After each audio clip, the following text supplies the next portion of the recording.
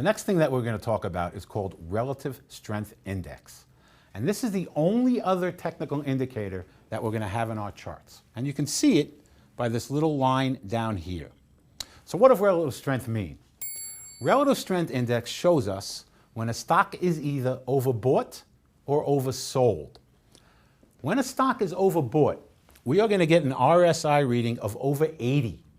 Simply what that is telling us is that at some point, this stock has gone too far too fast. And it's going to start to come down. And if you look at this chart, you can see when the relative strength index got above 80, look what happened. It made a high up here, and then it started to go down. When a relative strength index gets below 20, we would just flip this chart around. So we would be looking for a stock to buy when the relative strength index got below 20. This is an extremely important indicator, and actually is going to be extremely important when we start talking about one of our other trades, the far from moving average trade, which we're going to get to in a future lesson.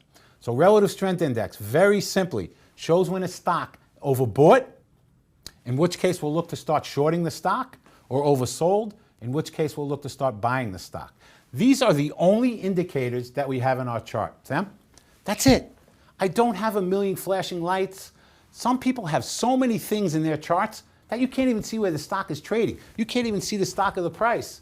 Again, flashing bells and whistles is not going to make you a better trader. We try to keep things as simple as we possibly can, and it works. And that's the most important thing.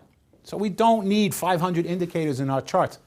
Some of the other indicators that we can mention, a MACD, we can talk about a relative strength index. Other than this, there are 1,000 different indicators that you can put in your charts. These are the ones we use. These are the ones that work for us, and they're the only ones you need. Let's move on to the next lesson.